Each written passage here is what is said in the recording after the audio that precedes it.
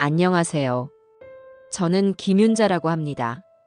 정말 큰일 날 뻔했던 제 이야기 좀 들어주세요. 찬 바람이 뼈를 애는 늦가을 밤이었습니다. 낡은 2층 집의 온기를 끌어모아 홀로 끓인 생강차를 마시고 있었어요. 죽은 남편의 숨결이 묻어있는 이 집에서 저는 그렇게 수십 번의 계절을 나고 있었습니다. 적막하지만 평온했고 넉넉하지는 않아도 부족함은 없는 날들이었죠. 그 고요를 깬 것은 한밤중에 울린 다급한 전화벨 소리였습니다. 제 아들 태식이었습니다. 덜덜 떨리는 아이의 목소리는 전화기 너머로도 그 절박함이 고스란히 전해져 왔어요. 엄마, 죄송해요. 저 망했어요. 그 한마디에 제 세상도 함께 무너져 내리는 듯 했습니다. 몇 시간 뒤 저희 집 골목은 요란한 트럭 소리로 가득 찼습니다. 이삿짐이라고 하기에도 민망한 검은 비닐봉지와 여기저기 찌그러진 상자들이 대문 앞에 산더미처럼 쌓였어요.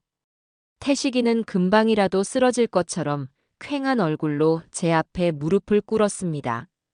흑먼투성이인 아들의 모습을 보니 심장이 쿵 내려앉는 것만 같았죠.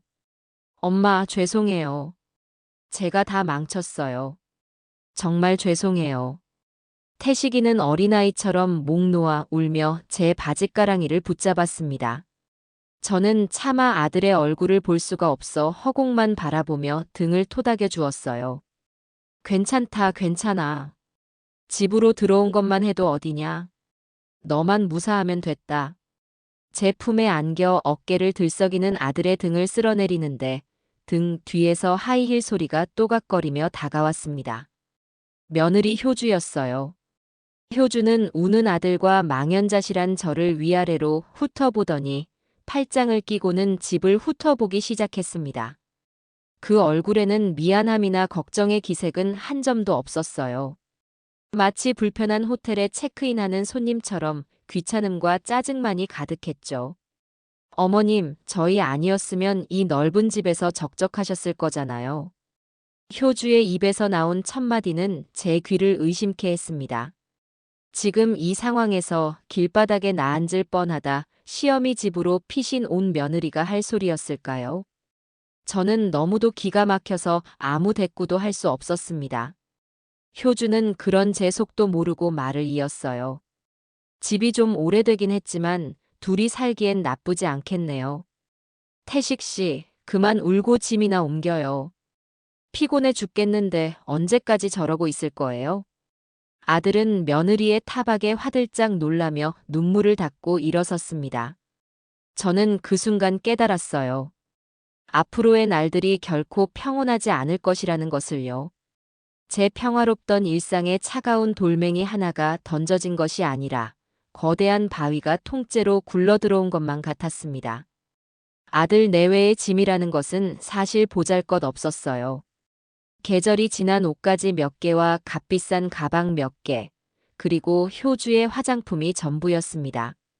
그나마 가장 큰 짐은 거실 한가운데에 놓인 거대한 어항이었죠. 사업이 잘 될 때 아들이 큰맘 먹고 들여놓은 아로와나라는 비싼 물고기가 담긴 어항이었습니다. 망해가는 와중에도 저것만은 차마 팔지 못하고 챙겨온 모양이었어요. 그날 밤 저는 잠을 이룰 수 없었습니다. 안방을 아들 내외에게 내주고 제 남편의 서재였던 작은 방으로 자리를 옮겼어요. 벽에 걸린 남편의 낡은 양복을 보며 하염없이 눈물만 흘렸습니다. 여보, 나 이제 어떡하면 좋아요? 우리 태식이는 또 어떡하고요? 다음 날 아침, 저는 부엌에서 들려오는 요란한 소리에 잠을 깼습니다. 거실로 나가보니 효주가 제 살림살이들을 모조리 꺼내어 바닥에 늘어놓고 있었어요. 제가 수십 년간 손때 묻혀가며 아껴온 물건들이었습니다. 남편과 함께 고른 낡은 소파, 제가 직접 술을 놓아 만든 쿠션, 선반 위에 나란히 놓여있던 가족 사진들까지 전부요. 어머님, 이 의자는 허리 나갈 것 같아요. 이런 건 버려야 해요. 효주는 제게는 물어보지도 않고 남편이 아끼던 흔들의자를 가리키며 말했습니다. 마치 자기 물건을 정리하는 듯한 자연스러운 태도였죠. 제가 깜짝 놀라 말했어요. 효주야, 그건 너의 아버님이 가장 아끼시던 의자란다. 그냥 두면 안 되겠니? 어머님, 그러니까요. 돌아가신 분 물건을 이렇게 끌어안고 있으니까 집안에 좋은 기운이 안 들어오는 거예요. 저희가 들어왔으니 이제 이런 낡은 것들은 싹 정리하고 새 출발해야죠. 이게 무슨 말도 안 되는 소리인가요?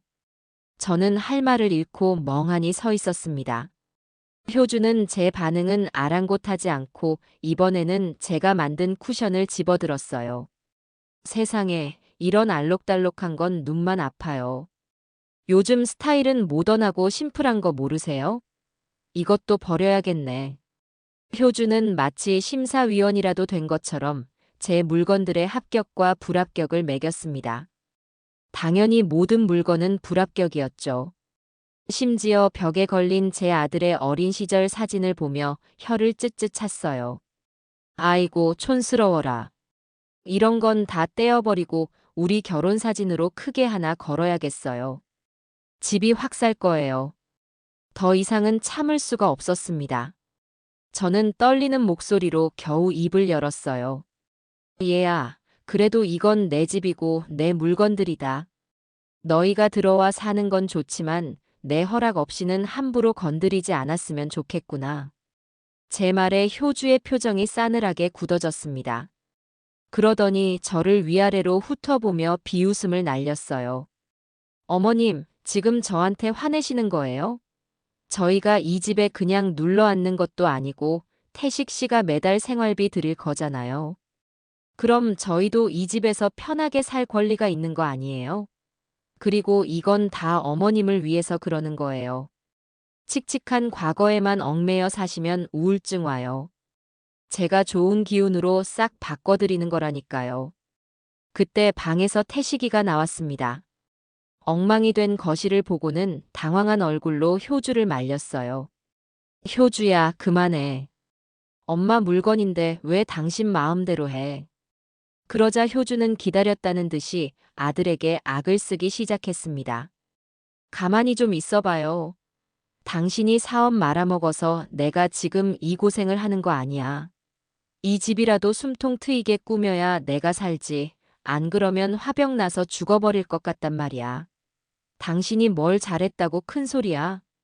아들은 꿀먹은 벙어리가 되어 아무 말도 못하고 고개를 푹 숙였습니다. 저는 그 모습을 참아 볼 수가 없어 조용히 제 방으로 들어왔어요. 문 밖에서는 효주가 제 물건들을 창고로 쳐넣거나 현관 밖에 내다버리는 소리가 계속해서 들려왔습니다.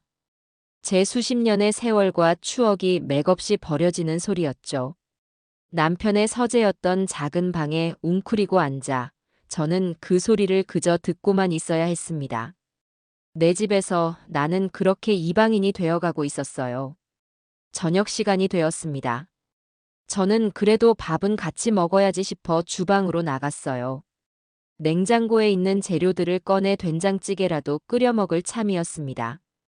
제가 보글보글 찌개를 끓이고 있는데 효주가 어슬렁거리며 주방으로 들어왔어요. 어머님, 저녁 안 하셔도 돼요. 저는 그 한마디에 아주 잠시, 정말 찰나의 순간이나마 며느리가 저를 배려해주는 것이라 착각했습니다. 하지만 그 착각은 곧 산산조각이 났죠. 효주는 제 손에 들린 국자를 힐끗 보더니 코웃음을 치며 스마트폰을 꺼내 들었습니다. 우리 태식 씨 며칠 고생해서 몸보신해야 하니까 비싼 걸로 시켰어요. 족발이랑 보쌈 세트로다가. 어머님은 된장찌개 좋아하시잖아요. 마침 끓이고 계셨네. 그거 드시면 되겠다. 효주는 제게는 물어보지도 않고 배달 주문을 마쳤습니다. 잠시 후 맛있는 냄새가 온 집안에 진동을 했어요. 거실 탁자 위에는 윤기가 자르르 흐르는 족발과 보쌈, 막국수와 각종 쌈 채소가 푸짐하게 차려졌습니다.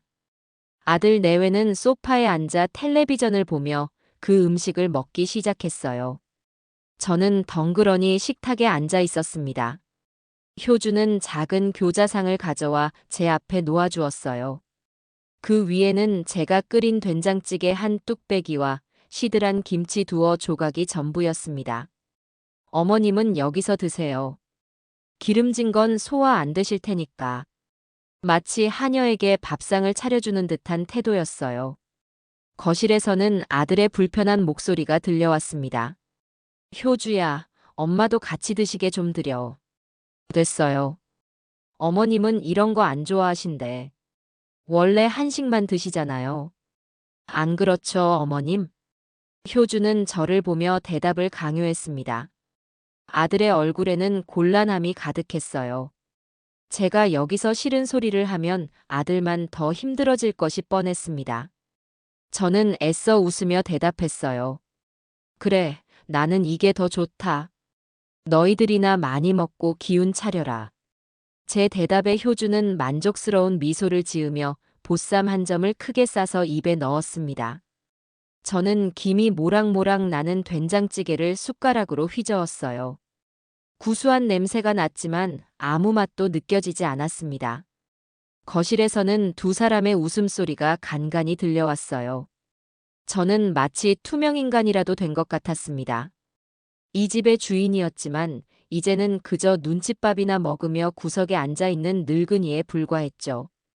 그날 저는 텅 빈 뚝배기와 밥그릇을 들고 조용히 싱크대로 가 설거지를 했어요. 등 뒤로 들려오는 아들 내외의 즐거운 목소리가 제 심장을 비수처럼 찔러댔습니다. 뜨거운 물에 손을 담그니 울컥 눈물이 쏟아질 것 같았지만 저는 이를 악물고 참아냈습니다. 울지 마, 김윤자. 이제 시작일 뿐이야. 여기서 무너지면 안 돼.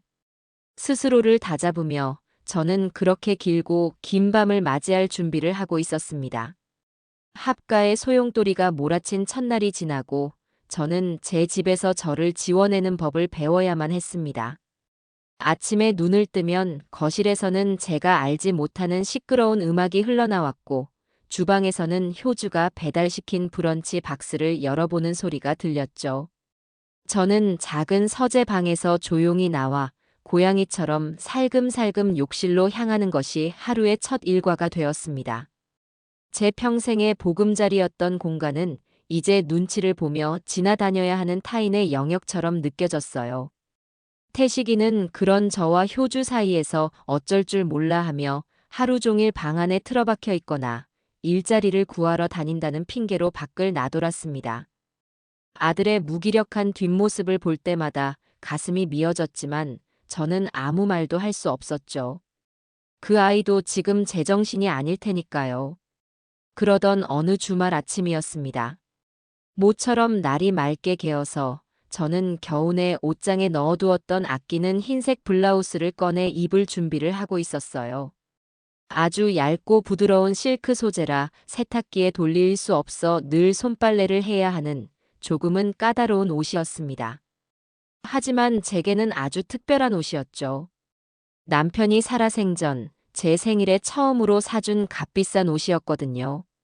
당신은 하얀색이 참 잘 어울려. 수줍게 웃으며 옷을 건네던 남편의 얼굴이 아직도 눈에 선합니다. 저는 그 옷을 입을 때마다 남편이 곁에 있는 것 같은 기분이 들어 소중히 아껴왔습니다. 대야에 미지근한 물을 받아 조심스럽게 블라우스를 헹구고 있는데 하품을 하며 부엌으로 나오던 효주가 그 광경을 보고는 혀를 찼습니다. 어머님, 아직도 그러고 계세요? 요즘 세상에 누가 손빨래를 해요? 세탁기가 얼마나 좋은데요. 괜히 힘만 빼시네. 이건 옷감이 약해서 세탁기에 돌리면 안 된단다. 금방 망가져. 제 설명에도 효주는 코웃음을 쳤어요. 에이, 요즘 세탁기는 얼마나 똑똑한데요. 울코스인지 먼지로 돌리면 실크도 끄떡없어요. 이리 줘보세요. 제가 아주 새 옷처럼 만들어 드릴게요. 효주는 막무가내로 제 손에서 블라우스를 빼앗아 들었습니다. 저는 기겁하며 말렸어요. 안 된다, 얘야. 이건 정말 안 돼. 내가 할게. 하지만 효주는 제 말을 귓등으로도 듣지 않았습니다. 그녀는 이미 세탁실로 향하고 있었죠. 세탁기 안에는 효주가 벗어놓은 시퍼런 청바지와 색색의 양말들이 가득 들어 있었습니다. 저런 것들이랑 같이 돌리면 큰일 나. 옷에 파란 물이 다 들고 말 거야. 제가 다급하게 외쳤지만 효주는 귀찮다는 듯이 손을 휘휘 저었습니다. 걱정도 팔자시네요. 괜찮아요, 괜찮아. 세제 듬뿍 넣고 돌리면 다 깨끗해져요. 그리고는 쾅 하고 세탁기 문을 닫아버렸습니다. 굉음을 내며 돌아가기 시작하는 세탁기를 보며 저는 심장이 철렁 내려앉는 기분이었습니다. 제발, 제발 무사해야 할 텐데. 1시간 남짓한 세탁 시간 내내 저는 안절부절 못하며 세탁실 앞을 떠나지 못했어요. B- 하는 종료음이 울리자마자 저는 달려가 문을 열었습니다. 그리고 그 안의 광경을 보고는 눈앞이 하얘지고 말았죠. 제 순백의 블라우스는 온데간데 없고 정체 모를 얼룩으로 범벅이 된 걸레 같은 1,000조각이 들어있었습니다. 시퍼런 청바지 물이 빠져 곳곳이 푸르게 물들었고 다른 빨래들과 엉키면서 옷감은 다 늘어나고 찢어져 있었어요. 제 소중한 추억이, 남편의 마지막 선물이 그렇게 한순간에 쓰레기 조각이 되어버린 겁니다. 저는 망가진 블라우스를 붙들고 그 자리에 주저앉아 버렸습니다.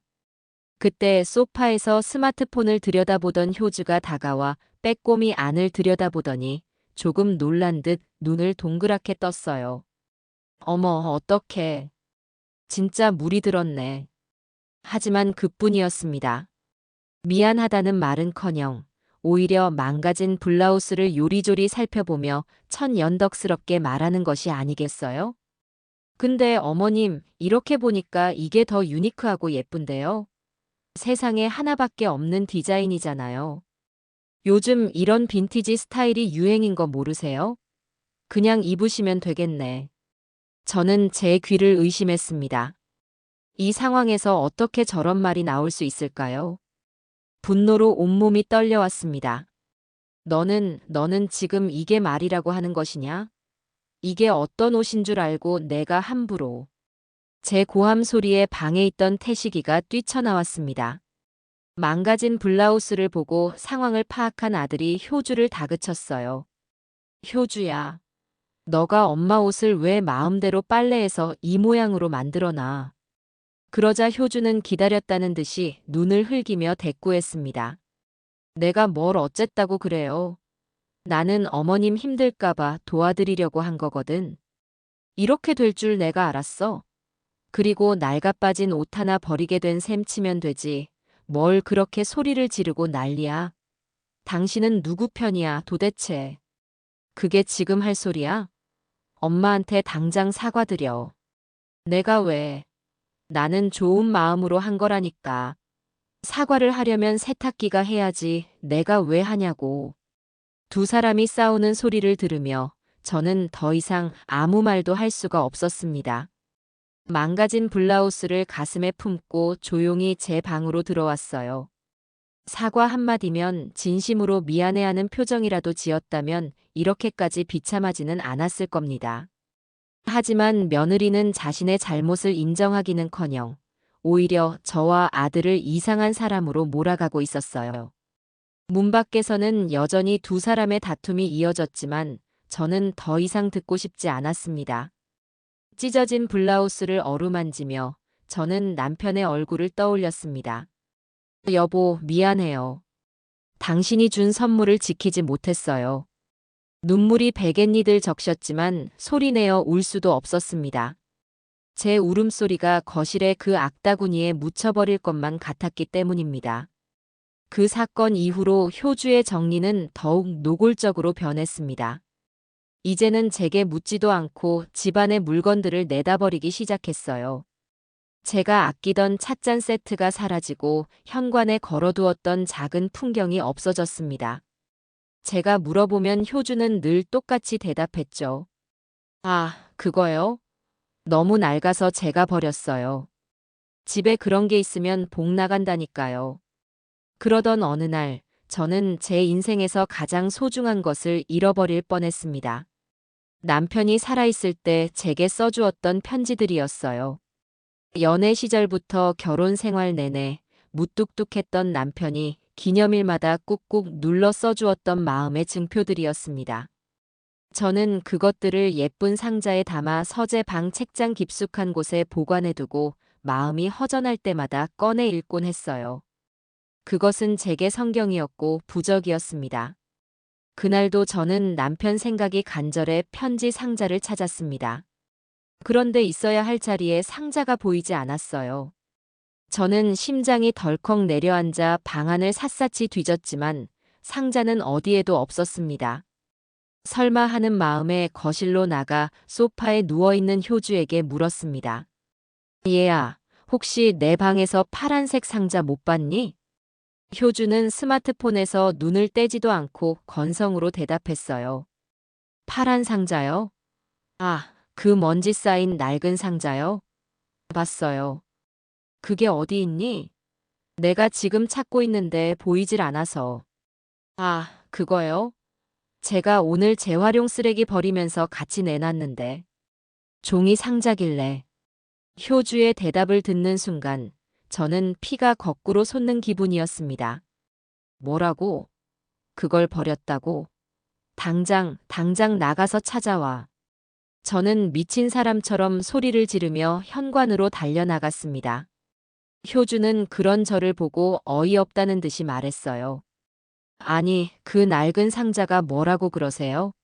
안에 보니까 웬 촌스러운 편지들만 가득하던데. 그런 거 끌어안고 있으니까 어머님이 자꾸 옛날 생각만 하시는 거예요. 제가 좋은 마음으로 정리해드린 거라니까요.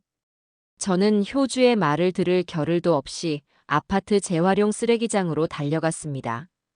다행히 아직 수거 트럭이 오기 전이었어요. 저는 체면도 있고 다른 사람들이 버린 쓰레기 더미를 파헤치기 시작했습니다. 음식물 쓰레기 냄새와 먼지가 뒤섞여 역한 냄새가 났지만 그런 것은 중요하지 않았어요. 한참을 뒤진 끝에 다른 폐지들 밑에 깔려있는 제 파란색 상자를 발견했습니다. 상자는 흙먼지로 더러워져 있었지만 다행히 안에 내용물은 무사했어요. 저는 상자를 부서져라 끌어안고 집으로 돌아왔습니다. 집에 오니 효주와 태식이가 또 싸우고 있었습니다. 너는 제정신이야? 엄마한테 그 편지들이 어떤 의미인지 몰라. 그걸 버리면 어떡해. 내가 어떻게 알아. 나는 그냥 집이 지저분해서 청소 좀 한 죄밖에 없어. 그리고 당신은 왜 맨날 나한테만 소리 질러? 당신 엄마가 나한테는 한마디도 못하면서 왜 당신한테 와서 일러 바치냐고. 이게 다 당신 엄마 때문이야. 저를 발견한 효주는 오히려 제게 화살을 돌렸습니다. 어머님, 저한테 불만 있으시면 저한테 직접 말씀하세요. 왜 맨날 아들 뒤에 숨어서 사람 비참하게 만드세요? 제가 무슨 이 집 식모예요? 허구한 날 청소하고 정리하면 고맙다는 말은 못할 망정. 이게 무슨 행패예요. 저는 더러워진 편지 상자를 끌어안은 채 그 자리에 서서 아무 말도 하지 못했습니다. 이 상황이 너무도 기가 막히고 이 집에서 벌어지는 모든 일들이 거대한 부조리극처럼 느껴졌어요. 내 집에서 내 추억을 지키기 위해 쓰레기통을 뒤져야 했고 고맙다는 인사를 받기는커녕 행패를 부린다는 비난을 들어야 했습니다. 눈물이 뺨을 타고 흘러내려 흙먼지가 묻은 손등 위로 뚝뚝 떨어졌어요. 그달 말에 관리비 고지서가 나왔습니다. 저는 평소처럼 우편함을 확인하고는 제 눈을 의심했어요. 평소 나오던 관리비의 2배가 넘는 금액이 찍혀 있었기 때문입니다. 상세 내역을 살펴보니 전기요금과 난방비가 터무니없이 많이 나와 있었습니다. 생각해보니 효주는 사람이 없는 거실에도 온종일 텔레비전을 켜놓았고 한겨울도 아닌데 집안을 찜질방처럼 덥게 만들어 놓고는 반소매 차림으로 돌아다녔습니다. 샤워도 한 번 시작하면 1시간이 넘도록 뜨거운 물을 틀어놓기 일쑤였죠. 제가 고지서를 들고 심각한 표정으로 들어오자 효주가 먼저 선수쳤습니다. 어머님, 관리비 나왔어요? 얼마나 나왔는데요? 효주는 고지서를 낚아채듯 가져가더니 액수를 확인하고는 일부러 과장되게 소리를 질렀어요. 세상에, 이게 다 뭐예요? 관리비가 왜 이렇게 많이 나왔어? 태식 씨, 이리 와서 이것 좀 봐요. 방에서 나온 태식이가 고지서를 받아들고는 얼굴을 굳혔습니다. 효주는 그 틈을 놓치지 않고 모든 원인을 제게 돌렸습니다.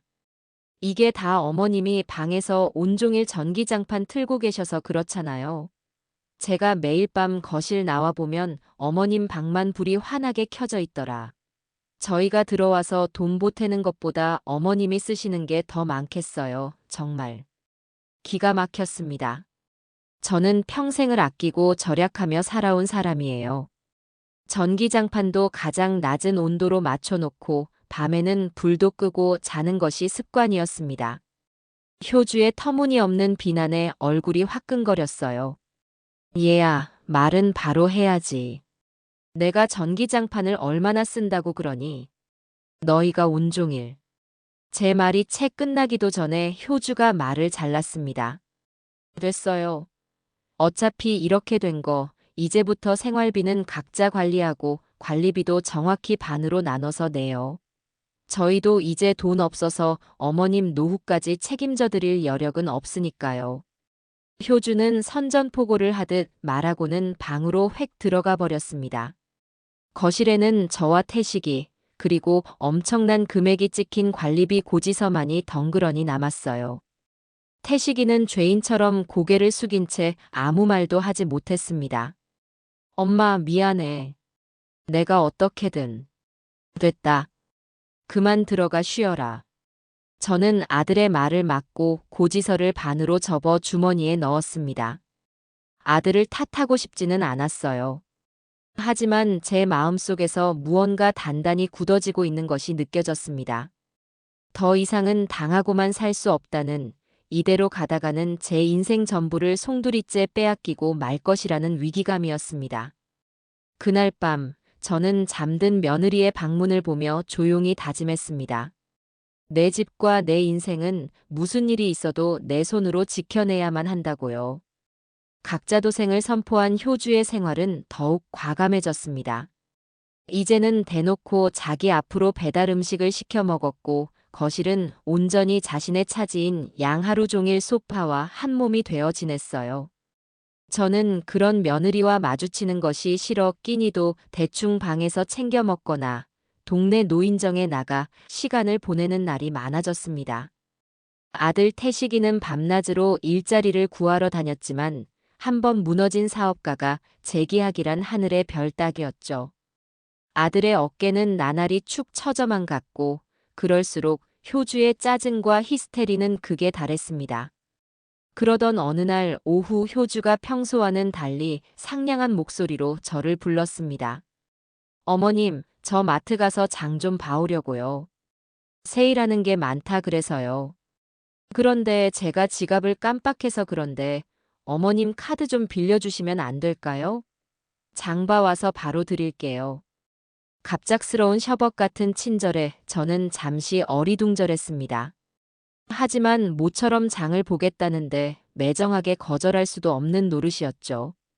저는 별 의심 없이 제 지갑에서 신용카드를 꺼내 건넸습니다. 그래, 필요한 것들 잘 사오너라. 네, 어머님. 금방 다녀올게요. 효주는 콧노래까지 부르며 현관을 나섰습니다. 저는 모처럼 집안에 흐르는 평화로운 공기에 안도하며 며느리가 사올 식료품으로 저녁에는 다 같이 밥을 해 먹을 수 있을지도 모른다는 헛된 기대를 품기도 했어요. 하지만 제 기대는 얼마 지나지 않아 산산조각이 났습니다. 마트에 간다던 며느리는 저녁 시간이 다 되어서야 돌아왔거든요. 그런데 효주의 양손에는 마트 봉투가 아닌 백화점 쇼핑백이 여러 개 들려 있었습니다. 유명 브랜드 로고가 선명하게 박힌 쇼핑백들이었죠. 효주는 제 앞을 쌩 지나쳐 안방으로 들어가며 마치 선심이라도 쓰는 듯이 말했습니다. 어머님, 저 왔어요. 카드는 여기요. 효주가 식탁 위에 던지듯 놓고 간 카드를 보며 저는 할 말을 잃었습니다. 장을 봐오겠다던 며느리는 빈손이었고 대신 자신의 몸에는 새로 산 듯한 번쩍이는 옷과 가방이 걸쳐져 있었죠. 곧이어 제 휴대폰으로 카드 결제 알림 문자가 수십 통 날아들기 시작했습니다. 백화점 화장품 매장에서 수십만 원, 명품관에서 수백만 원. 그날 하루 효주가 쓴 돈은 제 한 달 연금을 훌쩍 넘는 금액이었습니다. 저는 떨리는 손으로 문자를 확인하며 안방으로 들어갔습니다. 효주는 거울 앞에서 새로 산 귀걸이를 달아보며 만족스러운 미소를 짓고 있었어요. 얘야, 이게 다 어떻게 된 일이니? 장을 보러 간다더니 이건 다 뭐란 말이냐? 제 목소리는 분노와 배신감으로 심하게 떨리고 있었습니다. 효주는 거울에서 눈을 떼고는 저를 돌아보며 조금도 미안한 기색 없이 당당하게 말했어요. 아, 이거요? 어머님, 이것도 다 투자예요. 투자라니? 그게 무슨 소리야? 생각을 해보세요, 어머님. 제가 이렇게 후줄근하게 하고 다니면 누가 태식 씨를 재기할 사업가로 보겠어요? 와이프를 보면 그 남편 수준을 안다고 하잖아요. 제가 이렇게라도 번듯하게 꾸미고 다녀야 태식 씨도 밖에 나가서 기가 사는 거 아니겠어요? 다 당신 아들 얼굴 봐서 하는 일이라고요. 기가 막혔습니다. 아들을 위한다는 명목으로 제 돈을 훔쳐 자기 몸을 치장한 것도 모자라 오히려 큰 소리를 치는 며느리의 뻔뻔함에 치가 떨렸어요. 남의 돈으로 사치를 부리면서 그것을 남편을 위한 투자라고 포장하는 그 교활함에 혀를 내두를 지경이었습니다. 그럼 왜 내 카드를 쓴 것이야? 내 돈으로 하면 되지 않느냐? 제 돈이 어디 있어요? 당신 아들이 사업 말아먹으면서 제 돈까지 다 날렸잖아요. 어머님은 아들이 저한테 진 빚이 얼마인지는 아세요? 이 정도는 아무것도 아니라고요. 효주는 악을 쓰며 소리쳤습니다. 결국 그날도 태식이가 돌아와 중재에 나섰지만 효주의 기세에 눌려 제대로 된 사과 한마디 받아내지 못했습니다. 태식이는 제게 다가와 엄마 미안해. 저 돈은 내가 꼭 갚을게. 라며 고개를 숙였지만 그 말이 제게는 조금도 위로가 되지 않았어요. 저는 그날 밤 신용카드를 가위로 잘라버렸습니다. 더 이상은 저들의 현금 인출기로 살고 싶지 않았기 때문입니다. 그 후로 집안의 냉기는 더욱 심해졌습니다. 태식이는 아내와 어머니 사이에서 완전히 길을 잃고 자신의 유일한 안식처인 거실의 어항 앞에 앉아 있는 시간이 길어졌어요. 그 어항 속에는 아로와나라는 이름의 용을 닮은 거대한 은빛 물고기가 유유히 헤엄치고 있었습니다. 사업이 한창 번창할 때 성공과 부를 가져다 준다는 속설을 듣고 거금을 들여 사온 것이었죠. 모든 것을 잃은 지금 저 아로와나는 태식이의 마지막 남은 자존심이자 과거의 영광을 상징하는 존재였습니다. 태식이는 하루에도 몇 번씩 어항을 들여다보며 물의 온도를 체크하고 먹이를 챙겨주며 정성을 쏟았습니다. 물고기에게 말을 걸기도 했어요. 너라도 무럭무럭 잘 커야 한다. 나도 곧 너처럼 다시 헤엄칠 수 있겠지. 그 모습을 보고 있으면 제 마음도 덩달아 아려왔습니다. 효주는 그런 아들을 한심하다는 눈으로 쳐다보며 비아냥거리기 일쑤였죠. 어휴, 저놈의 물고기. 저게 밥을 먹여줘, 돈을 벌어다 줘.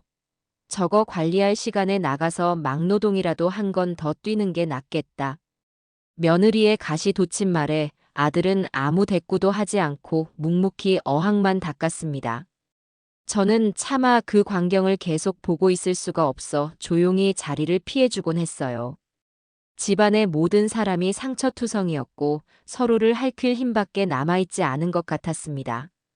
그러던 어느 날 저는 제 인생에서 두 번째로 소중한 것을 도둑맞고 말았습니다. 남편과 결혼할 때 친정 어머니께서 손수 마련해 주신 백자 찻잔 세트였어요.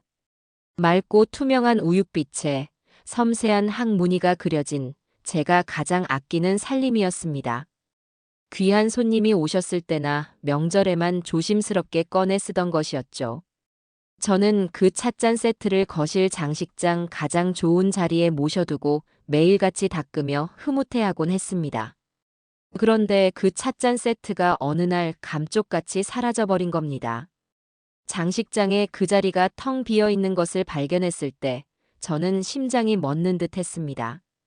집안에 도둑이 들었을 리는 만무했어요. 저는 떨리는 마음으로 효주에게 물었습니다. 얘야, 혹시 장식장에 있던 내 찻잔 세트 못 봤니? 소파에 누워 텔레비전을 보던 효주는 고개도 돌리지 않고 심드렁하게 대답했습니다. 찻잔 세트요? 못 봤는데요. 제가 그걸 어디에 쓰겠어요. 그 뻔뻔한 거짓말에 저는 오히려 확신이 들었습니다. 효주의 짓이라는 것을요. 저는 그날부터 효주의 행동을 유심히 살폈습니다. 며칠 뒤 저는 효주가 방에 들어간 틈을 타 재활용 쓰레기통을 뒤졌어요. 그리고 그 안에서 결정적인 증거를 찾아냈습니다. 찻잔을 포장할 때 쓰는 뽁뽁이와 커다란 택배 상자였어요. 상자에는 파손주의라는 스티커가 붙어 있었습니다. 저는 그 상자를 들고 안방 문을 벌컥 열었습니다. 효주는 침대에 누워 스마트폰으로 쇼핑을 하고 있었어요. 이게 다 뭐냐? 내 찻잔, 내가 팔았지? 제 추궁에 효주는 잠시 당황하는 듯 했지만 이내 표정을 바꾸고는 자리에서 일어났습니다. 아, 그거요? 네, 제가 팔았어요. 근데 그게 뭐 어쨌다는 거예요? 뭐가 어째? 그게 어떤 물건인 줄 알고 내가 함부로 손을 대. 당장 내놔. 내놓긴 뭘 내놔요. 이미 팔려서 다른 사람 손에 넘어간 지가 언젠데. 그리고 어머님 생각을 좀 해보세요. 그깟 찻잔 끌어안고 있으면 돈이 나와요. 밥이 나와요? 효주는 조금도 주눅 들지 않고 오히려 제게 따져 물었습니다. 그리고는 정말 기가 막힌 거짓말을 둘러대기 시작했죠. 제가 그거 팔아서 뭘 했는지는 아세요? 그걸로 당신 아들 보약 지어주려고 했어요. 요즘 태식 씨가 통 기운이 없어서 녹용이라도 한 재 해먹여야 할 것 같아서 그랬다고요. 어머님은 아들 건강은 생각도 안 하시고 그 낡아빠진 고물 쪼가리만 아까우세요. 아들의 보약을 지어주기 위해 제 물건을 팔았다는 며느리의 말에 저는 순간적으로 할 말을 잃었습니다. 그 말이 새빨간 거짓말이라는 것을 알면서도 아들을 위했다는 그 명분 앞에 잠시 말문이 막혔던 겁니다. 효주는 제 그런 모습을 보고는 승리의 미소를 지으며 말을 이었습니다. 그러니까 어머님은 아무 걱정 마시고 제가 태식 씨 잘 챙기는 것만 지켜보시면 돼요. 아셨죠? 효주는 제 어깨를 툭툭 치고는 방을 나갔습니다. 저는 텅 빈 찻잔 상자를 든 채 그 자리에 한참을 서 있었습니다. 분노와 허탈함, 그리고 깊은 슬픔이 뒤섞여 눈물이 났습니다. 며느리는 제 소중한 추억을 훔쳐 자기 입속을 챙기고는 그것을 아들을 위한 희생으로 포장하고 있었습니다. 그 교활함과 잔인함에 온몸의 피가 차갑게 식는 것 같았어요. 이제 이 집안에서 온전한 내 것이라고는 아무것도 남아있지 않은 것 같았습니다. 제 몸과 마음, 그리고 제 기억까지도 저 뱀 같은 며느리에게 모두 빼앗기고 있는 중이었으니까요. 제 소중한 것들이 하나둘씩 사라져가는 동안 제 삶의 영역 또한 빠르게 축소되고 있었습니다. 집은 더 이상 안식처가 아니었고 저는 찾아오는 이 하나 없는 외로운 섬처럼 고립되어 갔어요. 효주는 자신의 만행이 연이어 성공하자 더욱 기고만장해졌고 이제는 저를 사람 취급조차 하지 않는 듯 했습니다. 그런 지옥 같은 일상 속에서 한 줄기 빛과 같은 소식이 들려왔어요. 제 오랜 친구인 경자가 저희 집에 한번 들르겠다는 것이었습니다. 저와는 여고 동창으로 남편과 사별한 뒤로는 유일하게 속을 터놓고 지내는 사이였죠. 윤자야 잘 지내? 아들 내외랑 같이 산다더니 한번 구경 가야지. 내일 오후에 시간 괜찮니? 경자의 밝은 목소리를 듣는 순간 저도 모르게 울컥 눈물이 쏟아질 뻔했습니다. 이 삭막한 집에서 누군가와 따뜻한 차 한 잔을 나눌 수 있다는 생각만으로도 가슴이 벅차올랐어요. 저는 들뜬 마음으로 경자를 맞을 준비를 했습니다. 아침 일찍부터 집 안 구석구석을 쓸고 닦고 먼지를 털어냈어요.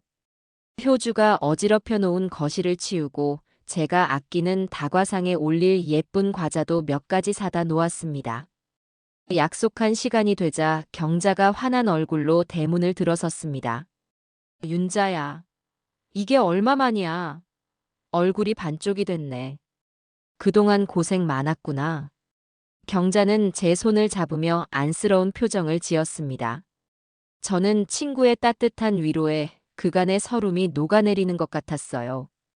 우리가 거실에 마주 앉아 회포를 풀기 시작한 지 얼마 지나지 않아 방에서 잠을 자던 효주가 부스스한 모습으로 나왔습니다. 효주는 손님으로 온 경자를 보고도 인사는커녕 소파에 벌러덩 드러누워 텔레비전 리모컨부터 찾았어요. 저는 민망함에 얼굴이 화끈거렸지만 애써 웃으며 경자에게 며느리를 소개했습니다. 경자야, 내 며느리란다. 효주야, 인사드려라. 엄마 친구분이셔. 효주는 제 말에 마지못해 고개만 까딱하고는 보란듯이 텔레비전 볼륨을 최대로 높였습니다.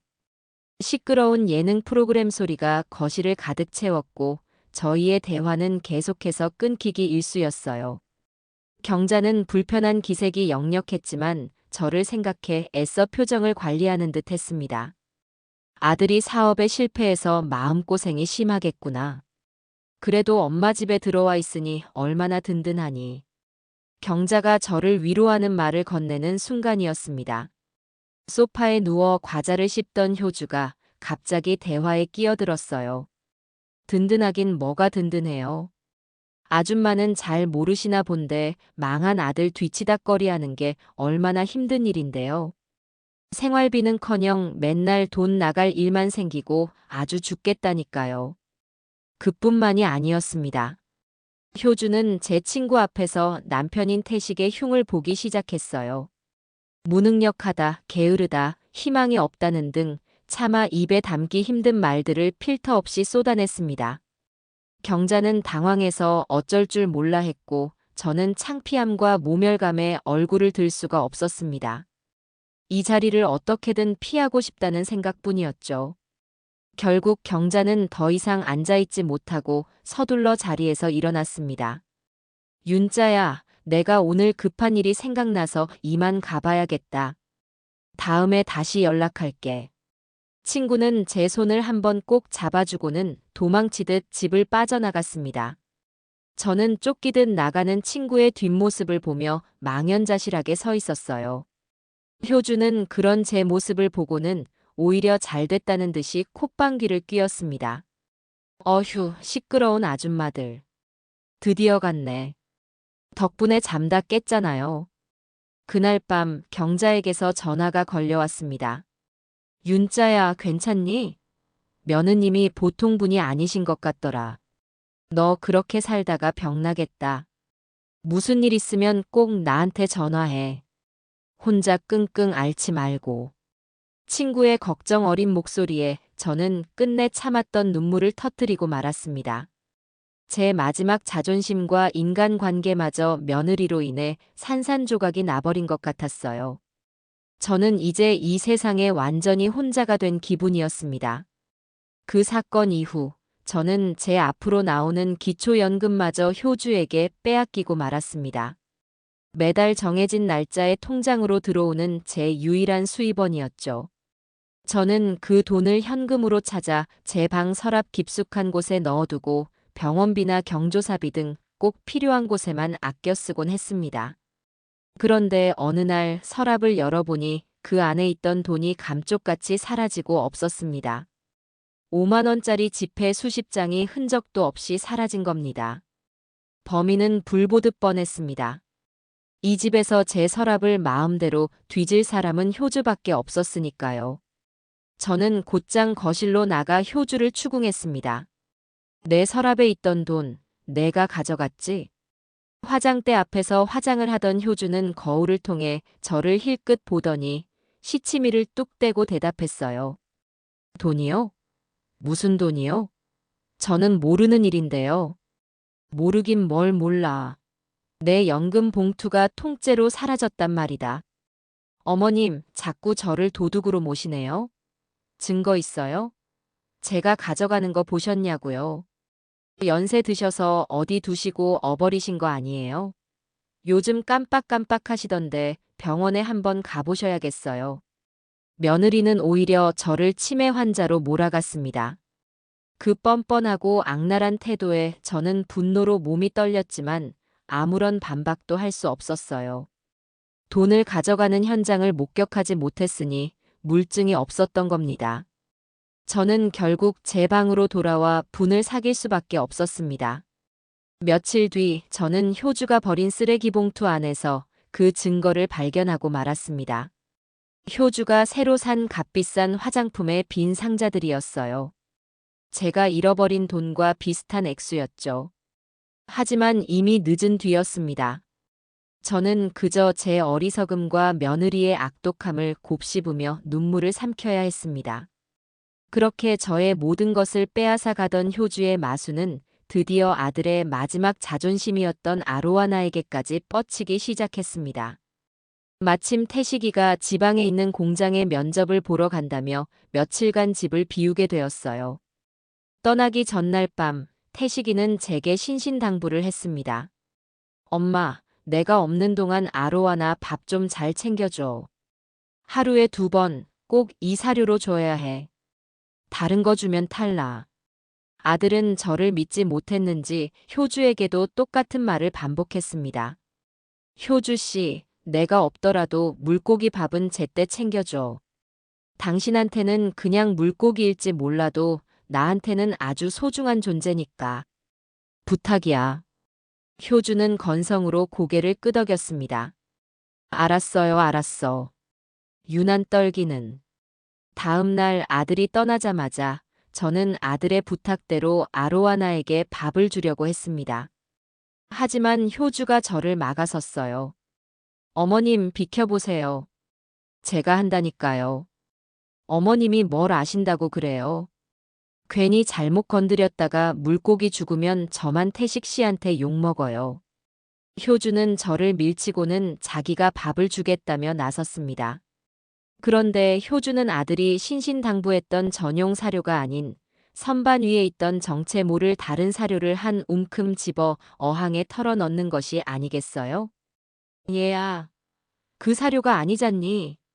태식이가 저걸로 주라고 했는데. 제가 기겁하며 말렸지만 효주는 귀찮다는 듯이 대꾸했습니다. 아, 그거나 똑같은 물고기 밥인데 뭐가 달라요? 얘가 뭘 알겠어요. 그날 이후로 효주는 아로아나를 돌보는 일에 전혀 신경 쓰지 않았습니다. 밥 주는 것을 잊어버리기 일쑤였고 물이 더러워져도 모른 척했어요. 제가 대신 밥을 챙겨주려고 하면 귀신같이 나타나 방해를 했습니다. 제가 알아서 한다니까요. 소리를 지르며 저를 어항 근처에도 못 오게 했죠. 며칠이 지나자 아들의 분신과도 같던 아로아나는 눈에 띄게 시름시름 앓기 시작했습니다. 활기차게 헤엄치던 모습은 온데간데 없고 어항 구석에 처박혀 미동도 하지 않았어요. 은빛으로 빛나던 비늘은 윤기를 잃고 푸석푸석해졌습니다. 저는 그 모습을 볼 때마다 제 마음이 찢어지는 것 같았어요. 아들이 돌아오면 얼마나 상심할까. 그 생각에 밤잠을 설쳤습니다. 다음 날 아로아나는 결국 수면 위로 배를 뒤집고 떠올랐습니다. 저는 그 모습을 발견하고는 너무 놀라 비명을 질렀어요. 제 비명 소리에 방에서 나온 효주는 죽은 물고기를 보고도 눈 하나 깜짝하지 않았습니다. 오히려 지겹다는 듯이 말했어요. 어휴, 저놈의 물고기. 드디어 죽었네. 속이 다 시원하다. 그 잔인한 말에 저는 더 이상 아무런 대꾸도 할 수가 없었습니다. 아들의 마지막 자존심이 담긴 아로아나를 차마 제 손으로 건져낼 수가 없어 어항 앞에 주저앉아 망연자실하게 기다릴 뿐이었습니다. 이제 곧 아들이 돌아올 것입니다. 집안의 공기는 마치 죽은 물고기를 따라 함께 멎어버린 듯 그 어떤 소리도 들리지 않는 적막감에 휩싸여 있었습니다. 효주는 자기 방에 틀어박혀 나오지 않았고 저는 그 침묵이 금방이라도 터져 나올 폭풍 전의 고요함이라는 것을 직감하고 있었죠. 저녁 무렵 현관문 비밀번호를 누르는 소리가 들렸습니다. 지방에 갔던 태식이가 돌아온 것이었어요. 며칠 만에 보는 아들의 얼굴은 면접 결과가 좋지 않았는지 잔뜩 지쳐 보였습니다. 저는 차마 입이 떨어지지 않아 아들의 얼굴만 쳐다보고 있었어요. 엄마, 다녀왔습니다. 별일 없으셨어요? 아들은 힘없이 웃으며 제게 인사를 건넸습니다. 그리고는 습관처럼 거실의 어항으로 눈길을 돌렸죠. 그 순간 아들의 얼굴에서 모든 표정이 사라졌습니다. 핏기 가신 얼굴로 어항 앞에 다가선 태식이는 수면 위에 배를 뒤집고 떠있는 자신의 분신을 한참 동안이나 말없이 내려다보았어요. 아니야. 아들의 입에서 나온 첫 마디는 나직한 부정이었습니다. 그는 믿을 수 없다는 듯 고개를 가로저으며 어항 유리를 톡톡 두드렸습니다. 하지만 미동도 없는 아로하나의 모습에 아들의 부정은 이내 처절한 현실 인식으로 바뀌었어요. 그는 어항 앞에 스르르 주저앉았습니다. 어깨를 감싸 쥐고 있던 희미한 희망의 껍질이 산산조각 나는 소리가 들리는 듯 했습니다. 내가 어떻게 부탁했는데? 아들은 낮은 목소리로 읊조렸습니다. 그 목소리에는 깊은 슬픔과 함께 서서히 차오르는 분노가 담겨 있었어요. 그때 방에서 나온 효주가 그 광경을 보고는 짜증 섞인 목소리로 말했습니다. 어머, 왔어요? 오자마자 또 그놈의 물고기 타령이야? 죽은 건 안타깝지만 어쩔 수 없잖아요. 원래부터 시들시들했어. 효주의 그 무심한 한마디는 불씨에 기름을 붓는 격이었습니다. 아들은 천천히 고개를 돌려 효주를 바라보았어요. 저는 아들의 그런 눈빛을 처음 보았습니다. 슬픔도 무기력함도 아닌 서늘하고 날카로운 경멸과 분노가 이글거리고 있었죠. 너가 그랬지. 뭐라는 거야, 지금. 내가 뭘 어쨌다고. 내가 어떻게 부탁하고 갔는지 잊었어? 이 사료로 하루에 2번 꼭 챙겨달라고 했잖아. 그런데 너는 내 말을 귓등으로도 안 들었지. 맞지?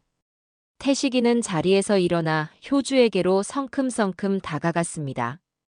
그 기세에 효주도 잠시 주춤하는 듯 했어요. 내가 그런 거 아니야. 원래부터 상태가 안 좋았다니까. 그리고 내가 살림하느라 얼마나 바쁜데 그깟 물고기 밥 주는 것까지 일일이 신경 써야 해. 바빠. 하루 종일 소파에 누워서 텔레비전 보는 게 그렇게 바빴어? 내가 이 집에서 유일하게 마음 붙이던 존재였어. 내 마지막 자존심이었다고. 그런데 너는 그것마저 이런 식으로 짓밟아 버렸어. 아들의 고함이 온 집안을 울렸습니다. 저는 이런 격렬한 분노를 터뜨리는 아들의 모습이 너무도 낯설어 그저 얼어붙은 채 지켜볼 수밖에 없었습니다. 효주는 아들의 분노 앞에서 잠시 밀리는 듯 했지만 이내 자신의 무기인 피해자 코스프레를 시전하기 시작했어요. 그래. 나 하루 종일 소파에 누워만 있었어. 당신은 알아? 내가 이 집에서 얼마나 숨이 막히는지. 어머님은 나를 없는 사람 취급하지, 당신은 밖으로만 나돌지. 내가 기댈 곳 하나 없는 이 집에서 얼마나 외롭고 힘들었는지 당신이 알기나 하냐고. 당신은 그깟 물고기 죽은 게 슬퍼서 소리 지르지만 나는 매일매일 내 영혼이 죽어가는 기분이었단 말이야. 효주의 눈에서 갑자기 눈물이 폭포수처럼 쏟아져 내렸습니다. 자신의 잘못을 지적받는 순간 교묘하게 논점을 흐려 자신을 세상에서 가장 불쌍한 피해자로 둔갑시키는 저 끔찍한 재능에 저는 소름이 돋았습니다. 하지만 아들은 이번만큼은 쉽게 넘어가지 않았어요. 지금 그게 할 소리야? 당신의 외로움이 내 소중한 것을 함부로 다뤄도 되는 이유가 돼? 그건 별개의 문제잖아. 별개 아니야. 당신이 나한테 조금이라도 신경을 썼어 봐. 내가 그랬겠나. 다 당신 탓이라고. 두 사람의 싸움은 끝이 보이지 않았습니다. 서로에게 상처 주는 말들이 칼날처럼 오고 갔어요. 저는 그 지옥 같은 광경 속에서 이러지도 저러지도 못하고 발만 동동 굴렀습니다. 그때였어요. 효주가 갑자기 바닥에 주저앉아 대성통곡을 하기 시작했습니다. 그리고는 제 쪽으로 기어와 제 다리를 붙잡았어요. 어머님, 제가 잘못했어요. 제가 정말 죽을 죄를 지었어요. 어머님, 제발 태식 씨 좀 말려주세요. 제가 다 잘못했어요. 네. 효주는 제게 매달려 눈물 콧물을 쏟아내며 용서를 빌었습니다. 그 모습은 정말이지 처절해서 모르는 사람이 봤다면 제가 악독한 시어머니고 효주가 구박받는 며느리라고 착각할 정도였죠. 하지만 저는 그 눈물이 악어의 눈물이라는 것을 알고 있었습니다. 그럼에도 불구하고 아들을 생각하니 마음이 약해지는 것은 어쩔 수가 없었어요. 태식이는 효주의 저런 모습에 결국 또 마음이 흔들리고 말았습니다. 아들의 분노는 점차 사그라들었고 그 자리에는 깊은 피로감과 자괴감만이 남은 듯 했습니다. 휴. 아들은 긴 한숨을 내쉬며 결국 효주를 일으켜 세웠습니다. 그 모습을 보며 저는 이번에도 이렇게 어영부영 넘어가게 될 것이라는 체념에 빠졌습니다. 그런데 효주가 이번에는 정말 개과천선이라도 하려는 듯 눈물을 닦고는 저와 아들 앞에서 고개를 깊이 숙였습니다. 여보, 미안해요. 제가 너무 힘들어서 그랬어요. 다시는 안 그럴게요. 어머님께도 정말 죄송합니다. 제가 앞으로 정말 잘할게요. 믿어주세요. 그리고는 제게 다가와 제 손을 잡으며 말했습니다. 어머님, 제가 속죄하는 마음으로 뭐라도 해드리고 싶어요. 어머님 요즘 기력도 없으시고 얼굴도 많이 상하셨잖아요. 제가 어머님 위해서 보양식 좀 해드리면 안 될까요? 갑작스러운 제안에 저는 잠시 머뭇거렸습니다. 제가 다른 건 몰라도 추어탕 하나는 정말 기가 막히게 끓여요. 시장 가서 싱싱한 미꾸라지 잔뜩 사다가 뼈까지 푹 고아서 진하게 한 그릇 끓여드릴게요. 그거 드시고 기운 차리셨으면 좋겠어요. 제발 제가 속죄할 기회를 주세요, 어머님. 효주는 제 손을 잡고 애원하듯 말했습니다. 그 간절한 눈빛을 보니 저 역시 마음이 흔들렸어요. 어쩌면 이번에는 정말 진심일지도 모른다. 이 일을 계기로 우리 가족이 다시 화목해질 수 있다면 한 번쯤은 믿어줘도 좋지 않을까. 그런 어리석은 희망이 제 마음속에서 싹트고 있었습니다. 아들도 효주의 제안에 조금은 마음이 풀린 듯한 표정이었어요. 알았어. 그렇게까지 말하는데 엄마한테 정말 잘해드려. 그럼요. 걱정 마세요. 제가 내일 당장 최고의 추어탕을 대령하겠습니다. 효주는 그제야 환하게 웃으며 대답했습니다. 저는 그 웃음이 어딘지 모르게 부자연스럽고 섬뜩하게 느껴졌지만 애써 그 불길한 예감을 외면했습니다.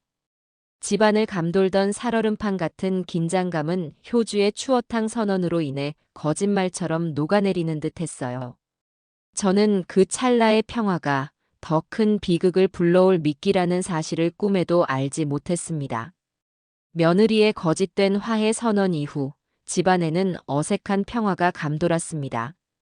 효주는 정말 개과천선이라도 한 듯 아침 일찍 일어나 제게 무난 인사를 건네고 살갑게 굴었어요. 하지만 저는 그 행동 하나하나가 정교하게 짜인 연극처럼 느껴져 마음이 편치 않았습니다.